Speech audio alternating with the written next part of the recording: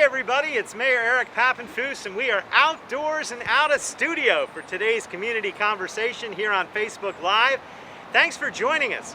Our WHBG Channel 20 studios weren't available today, so we decided we'd go out to our Public Works facility. We're here at the Public Works Center on Paxton Street, and I'm joined by Mr. Dave West, who is the Deputy Director of Public Works, and Kevin Jackson, who is one of our enforcement officers.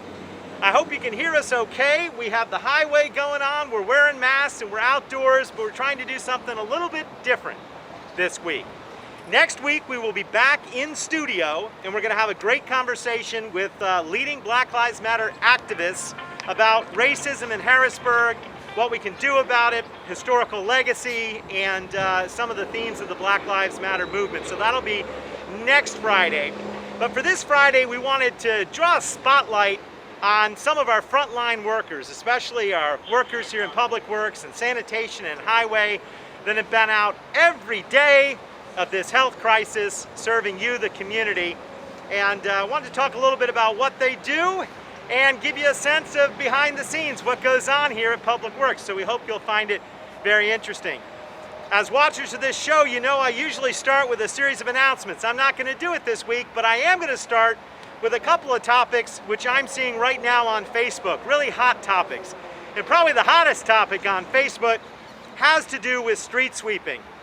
And a lot of complaints about the lack of street sweeping, the ticketing that is occurring associated with street sweeping, and the fact that basically our streets aren't being swept and kept as clean as they should. A little bit of history, just so everybody's aware. Public Works used to perform street sweeping for the city. It used to be a city function. Yes. When Capital Region Water split from the city of Harrisburg, for the initial time that they split, there was something called the Shared Services Agreement, and the city continued to perform that service and then build Capital Region Water for the service. So it was a combination. Capital Region Water made the decision to privatize street sweeping. And they hired a private company to do the street sweeping several years ago. And I think this is a real cautionary tale about the problem of privatizing essential services. Once you privatize an essential service, you're going to lose that connection to the community. You're going to lose a degree of quality control. The city was very much against Capital Region Water's decision to privatize at the time. We wanted to hang on to street sweeping. We had the equipment, we had the staff, we were building back up. But nonetheless, they decided to privatize. Well, the company that they hired to privatize has not been able to survive, really, the COVID-19 crisis. Yes. They haven't been able to provide enough workers, and as a result, they're not living up to their responsibilities. And I should say street sweeping is required under the consent decree that we're in for environmental purposes to make sure that all that waste in the street doesn't get into the storm water system. At any rate, the private company has failed, and it's let down the people of Harrisburg. And Capital Region Water's response is now that they're going to reverse that privatization decision, and they're going to take street sweeping back in-house, and they're going to start doing it starting in August. So once that happens, residents should see an improvement in service, but the reason that service declined was because this private company really let us all down. Dave, I don't know if you want to talk a little bit about the history of street sweeping. I tried to give a bit of a history of it, but in the old days, when the city used to do it, especially when it came to parking enforcement, I imagine everything was very well connected. So if you couldn't do something on a certain day or things got postponed, there was always that great connection with parking enforcement. Yes, sir. And speak up. Along with parking enforcement, they would stay ahead of us. So when they would be out in the streets that we started, the vehicles would move because they were behind us, and we were able to clean the streets correctly. We also are able, because we had our own department, we'll go through the street more than one time, because you have to go at least 2 to 3 times to get it pretty much clean. And we had the ability, because we had 4 sweepers, plus we also had a mini sweeper where we could get the small alleys and the small streets also. So within our highway department, we were able to keep the streets much cleaner than they are now. Right. The private company said they could do the same thing, replaced it with only a couple street sweepers, had a lot of technology that they touted early on, but just didn't have that quality connection with the community or with parking enforcement or anybody else. I think things will improve. It's the same union that CRW has, so it will be ASME workers that will be doing the street sweeping for them moving forward, and we will definitely have better communication. I'm sorry it's been a frustration to the public, but I wanted to put it in the context of what exactly happened, and as a cautionary tale, if there's further efforts in the future to privatize essential city services, sometimes it sounds great, but the performance just isn't there. Yes. The other thing that's on Facebook right now, by way of a sort of general initial comment, has to do with an increase in illegal dumping. And I just saw some horrific photos. I think it was of Jefferson Street near Maclay. A whole bunch of things being posted on Facebook, and people saying, why, what's going on, how does this happen? And a couple years ago, we really strengthened our enforcement opportunities here for illegal dumping in the city. We revised our city ordinance, and we've hired not one but two sanitation enforcement officers, and one of them is standing right here. It's Mr. Kevin Jackson. So, Kevin, let's start with the very basics. If the public sees an illegal dumping site down the street, happens in the middle of the night, whenever it happens, what do they do? Well, first of all, when you see a public site that has illegal dumping, most times they get on the phone, make a phone call to 311, call in the street, the location, and then one of the secretaries, as far as the public works, will get in contact with me and Howard, and then we'll go and observe the location of the illegal dumping. Now you'll go out and you'll not just observe the location of that dumping, but you might do some research into what's in the pile, where did it come from. You might interview neighbors or anybody who may have seen it, and hopefully it's going to lead to a citation. Yes, sir. Or a fine. Yes, so sir. Can you talk about how that part of the process works? Well, we'll come out, we'll take pictures, we'll dig in the pile, try to look for some mail as far as who it may belong to. A lot of times what happens is these residents sometimes hire people to take away some of their bulk items.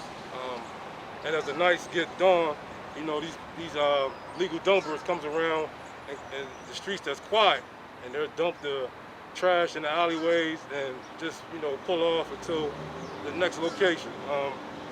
What happens is also me or Howard write up a citation as far as the location of who that pile might belong to, and then we'll take it back to the office, do a write-up on the citation, and talk to Mr. West and Mr. Aaron Johnson about the situation. So then the citation will go to the district justice. The district justice will have a hearing. So far, so good. We've had a lot of support from our DJs, right? Yes, they'll assign a fine. Potentially that fine can get appealed, and we've had some of the fines appealed recently, and that'll go to the county court. But after that process you go through, you've hit them with the penalty that is hopefully a deterrent. And we really raise those fines so that it's a painful process. It's a painful fine. It's not a slap on the wrist. Yes. But that's the process.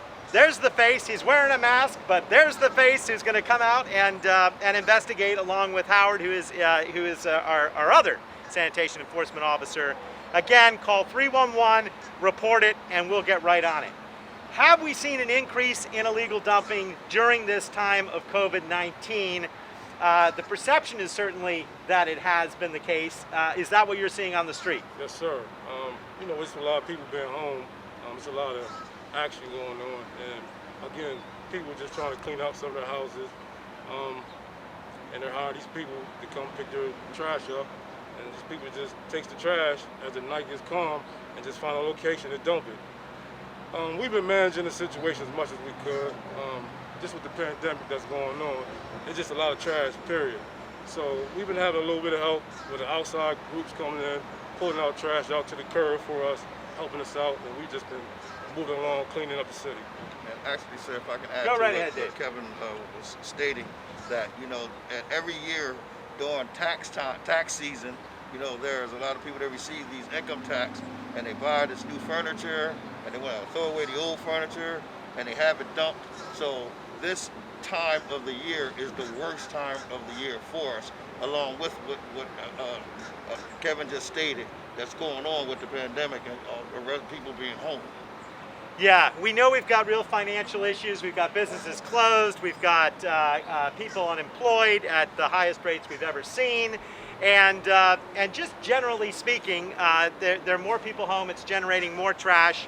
And of course, we're going to see more illegal dumping as a part of that. But I wanted the public to know that we do have an enforcement mechanism. It's swift and effective. And if you call it in, we will do what it takes to get it handled. But Dave, you were talking about one of the reasons we're here is because we want to talk about how service has continued amidst this pandemic. It's changed a bit, but it's continued. And you and your team have been out there every day working hard to provide basic city services to our residents.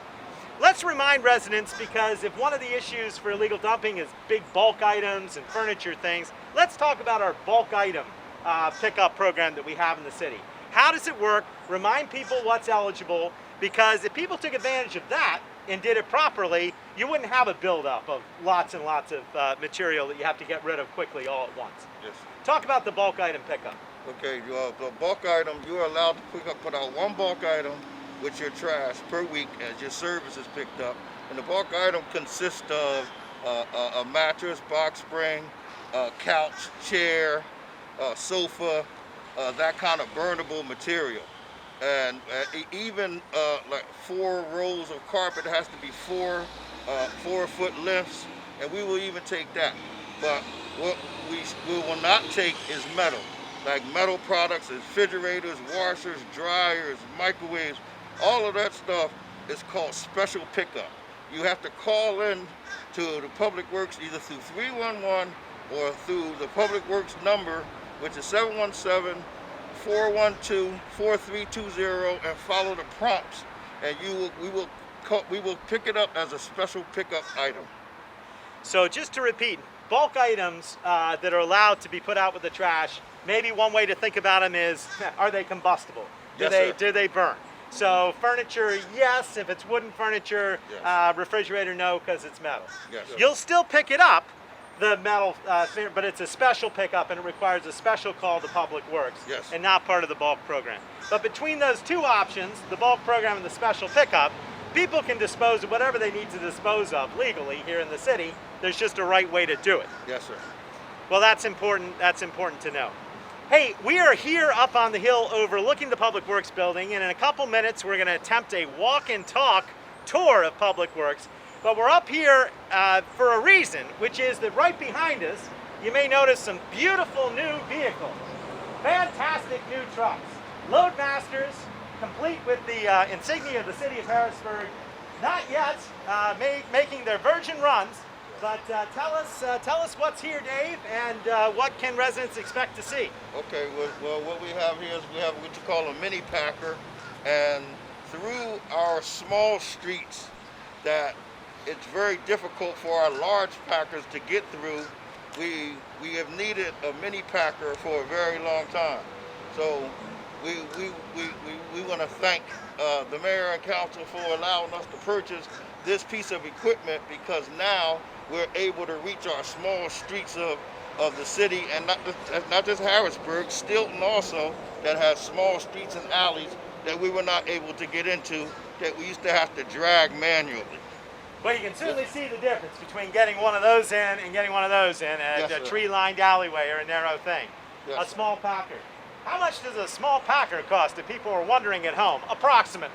Around 100 to 160,000. Quite expensive, but yes. But really a great piece of machinery. Works the same way, just a miniature version of this? Yes. Okay. Yes. And what is this? This is a recycle truck. Okay. And the recycle truck, which is our now cardboard truck, through our cardboard program, allows us to be able to pick up more cardboard through our cardboard program that we have throughout the city. And it's going to help us because we have recycle trucks that we were using that we not that's really older, that we now can increase our cardboard program that we have going on in the city of Harrisburg. And this is a cardboard-only vehicle. Yes. This one sponsored by grant money from DEP, right? Yes, yes. DEP, which helps us with our recycling program.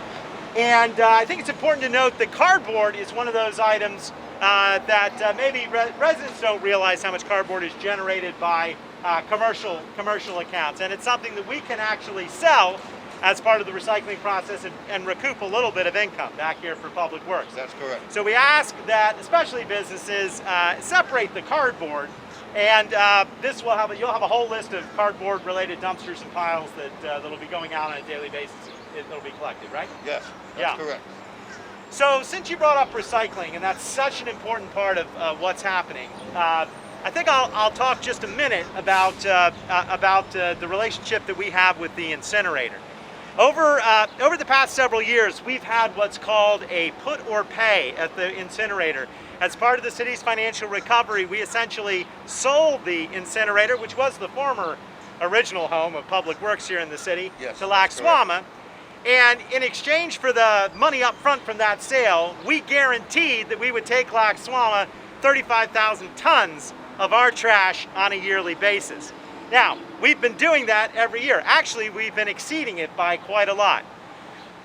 Every ton we take to them, we have to pay for. So if we can remove recyclables from the waste stream, we don't have to pay to tip them at the incinerator.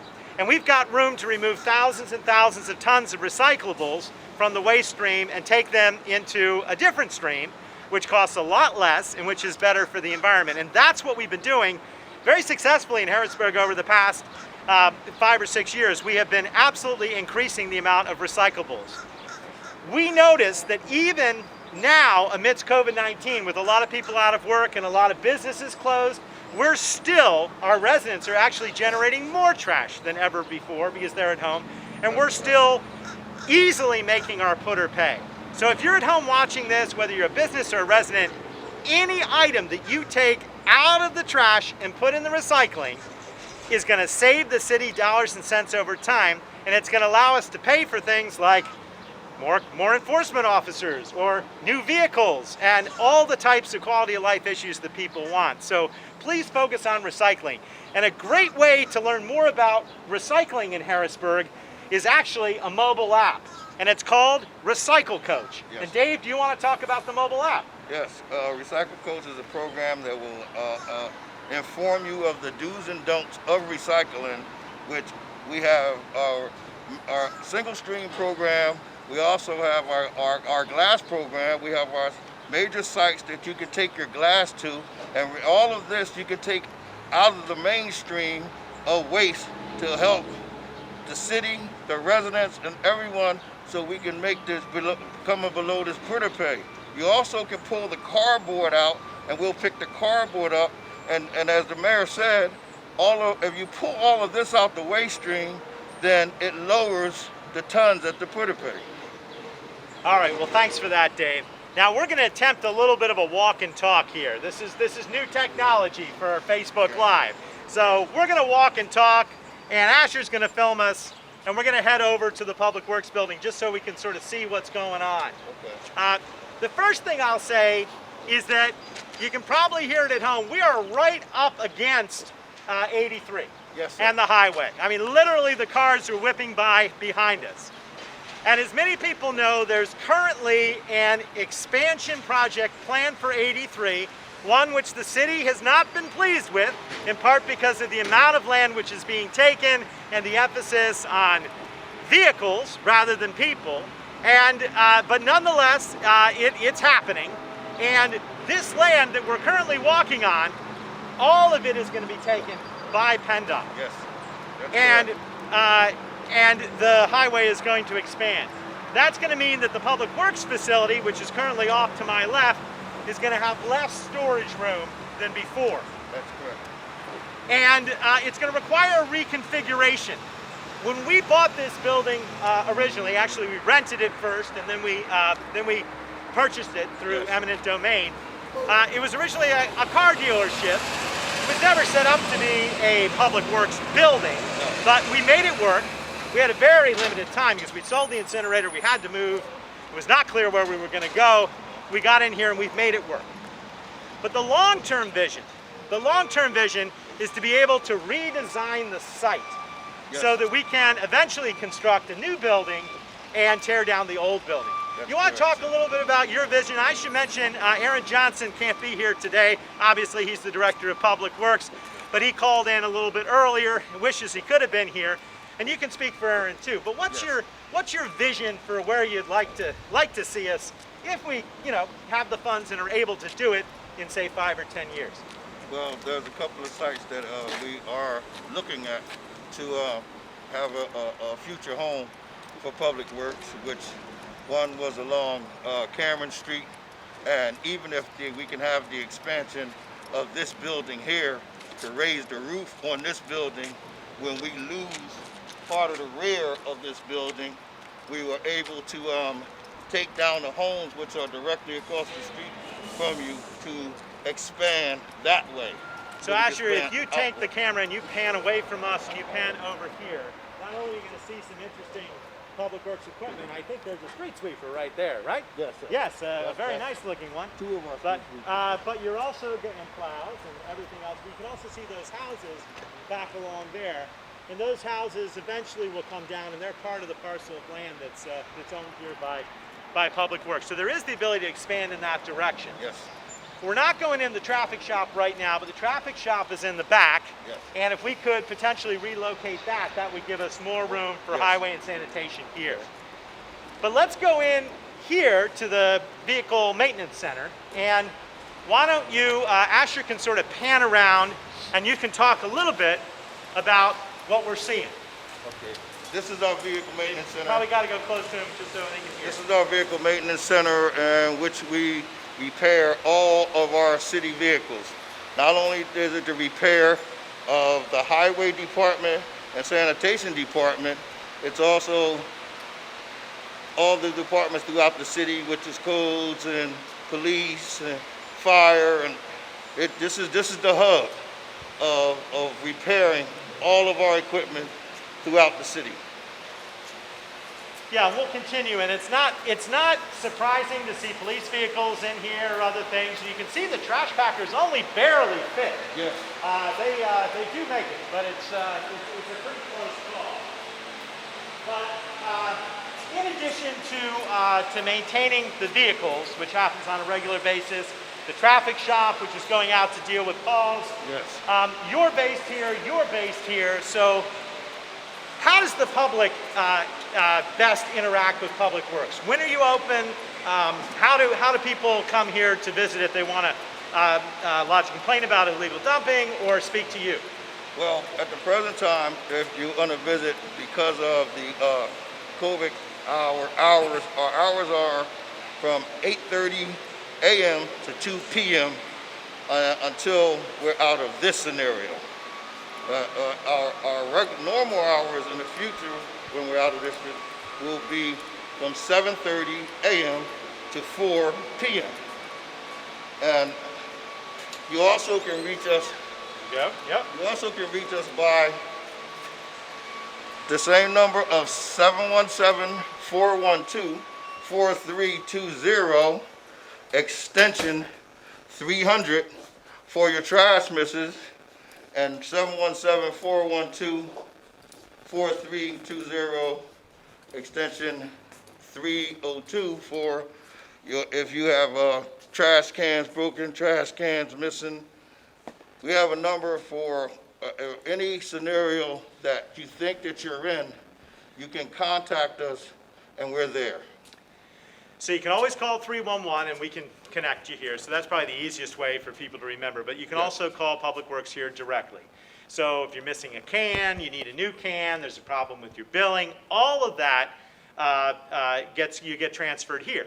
Now, if you look over to the left, you'll see we're right here on Paxton Street. If you don't know exactly where we are, we're in the old Brenner dealership. And if you look along here, this is the main lobby of Public Works.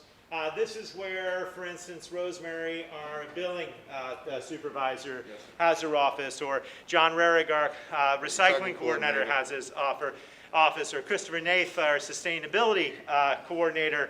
Dave and Aaron are based here. This is the heart of Public Works, and it's a little quieter in here, so we can talk about some other issues. One of the questions I know people have is, how have we managed to keep people safe in the midst of this pandemic? If you look at other municipalities, unfortunately, there have been sort of work stoppages and other things, in part because people haven't been able to be kept safe. So we have been able to maintain services throughout the whole thing.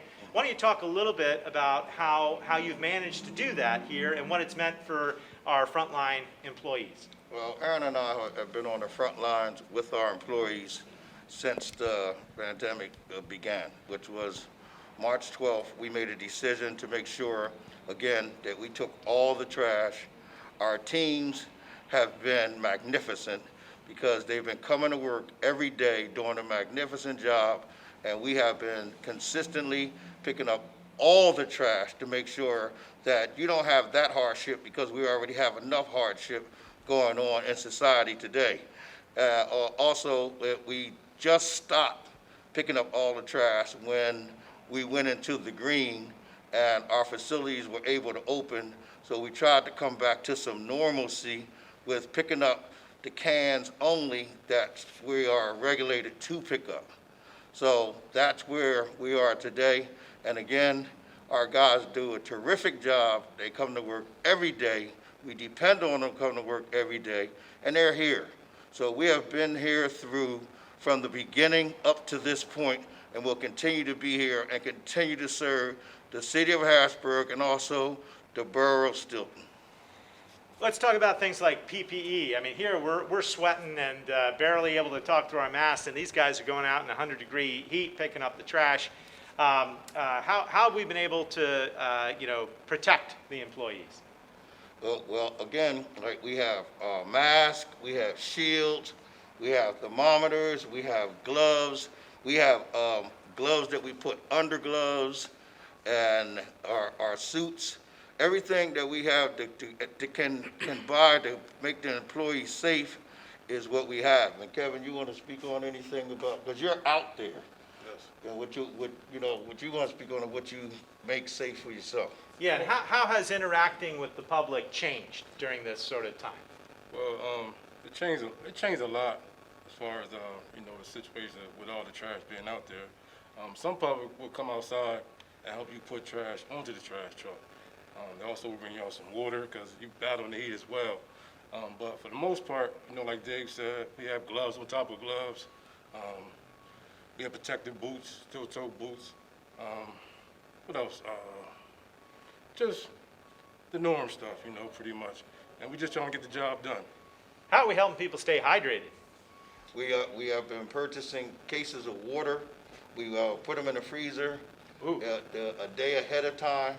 So, and then we have coolers. We have our supervisors drive around with coolers, and we disperse water to all our employees that's out there in that heat and humidity. Also, you got, again, residents coming outside bringing us water as well, just to, make sure, we can continue to do the job and just helping us out and caring for us as well. That's very thoughtful, and I know residents are deeply, deeply appreciative of everything that's been going on. It's been, I hope people appreciate the degree to which there's been an extraordinary work ethic on the part of everybody here at Public Works to keep things going. You've even been filling potholes, doing paving. Yes, sir. Can you talk a little bit about some of the other non-sanitation related things that are going on? Yes, sir. And we also have a highway department that has been here from day one during the pandemic, just like our sanitation department.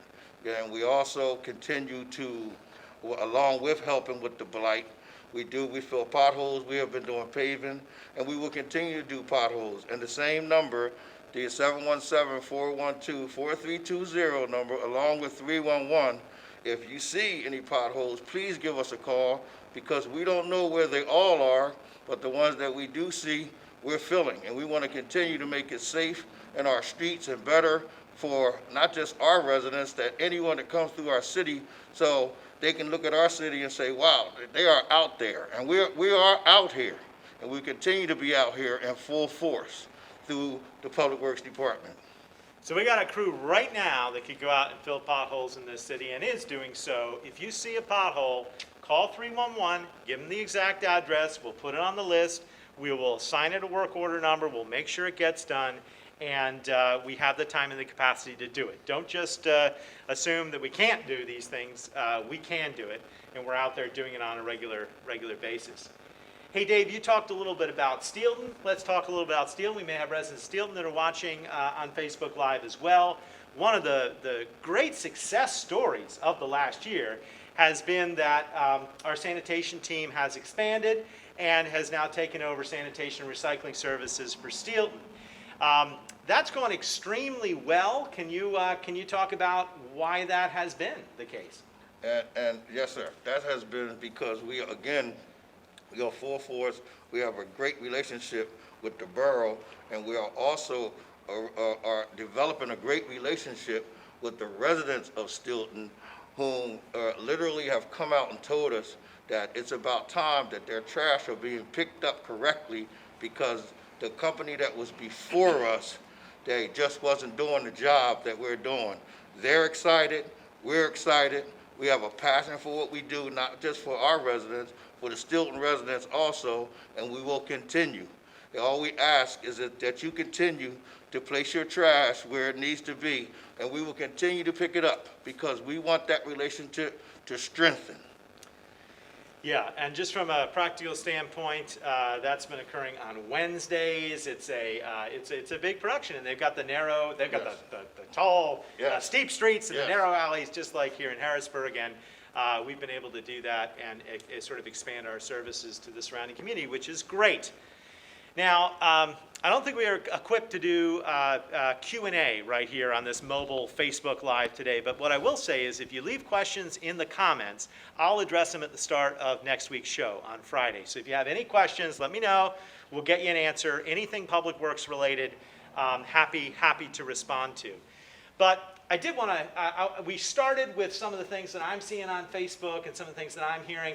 I want to go back to that. Another topic on Facebook right now has to do with corner stores and a lot of the trash that are being generated at corner stores. And I have suggested for some time that City Council adopt an ordinance that would require a public trash receptacle to be maintained by corner store businesses. It doesn't have to be any different than any one of our normal toters, but it would be something that the corner store would make sure is taken in and out and put out with the trash and looked after. I think that's one way that we could deal with litter. But do you have any thoughts on the whole issue of public receptacles and how we get a hold on the fact that unfortunately we just have a lot of people that are just throwing litter directly on the ground? Yes, and again, if we have received some new cans that we're going to place starting along 3rd Street Canal. We have enough to do some of Market Street, but each year we'll continue to purchase more cans so that you'll have a place to put the litter there. And I believe that there's just some that don't care, but there's some that care, and they just don't have a can to put it in, so they drop it on the ground. You walk out of the corner store, you got your soda and your candy bar, and if there isn't something readily there, maybe the candy bar wrapper goes on the ground. So I'm going to propose an amendment to the sanitation ordinance, and we'll have a debate about it that's going to require that of corner stores. Another thing that we're doing is we're working with CAT, and this is in the planning places with CAT and traffic, to, as they redesign the CAT bus stops in the future and put in new shelters to include a trash can component with those that could be part of the new route that would sort of follow the CAT routes. So we have some things in the work, but that's very much on the topic.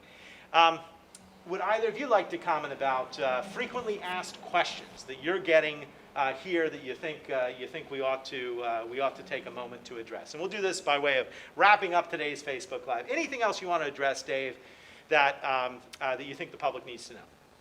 Well, again, we just ask you to place your trash out the night before, as the ordinance states, so that we can pick your trash up on time, because a lot of times we get calls to say that the trash is not picked up, but some residents put their trash out later than 5 a.m., which we start at 5 a.m., and if they don't put it out on the night before, then we do our route at any time.